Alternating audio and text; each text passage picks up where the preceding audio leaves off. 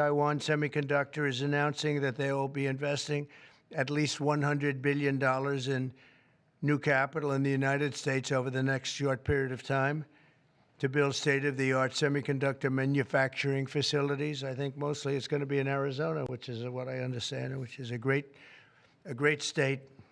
I like it because I won it, but I won most of them, actually.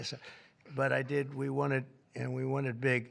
The most powerful AI chips in the world will be made right here in America, and it'll be a big percentage of the chips made by his company. But as you know, they're based mostly in Taiwan, and they're far and away the biggest. There's nobody even close. This $100 billion in new investment will go into building 5 cutting-edge fabrication facilities in the great state that we just discussed, Arizona, and will create thousands of jobs, many thousands of jobs, and they're high-paying jobs. In total, today's announcement brings Taiwan Semiconductor investments to about $165 billion. They've started already.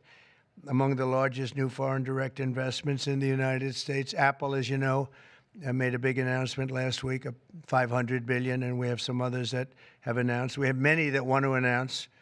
But I don't have time to do all of these announcements, I tell you. But for you, I'm doing the announcement. Thank you. This will create hundreds of billions of dollars in economic activity and boost America's dominance in artificial intelligence and beyond.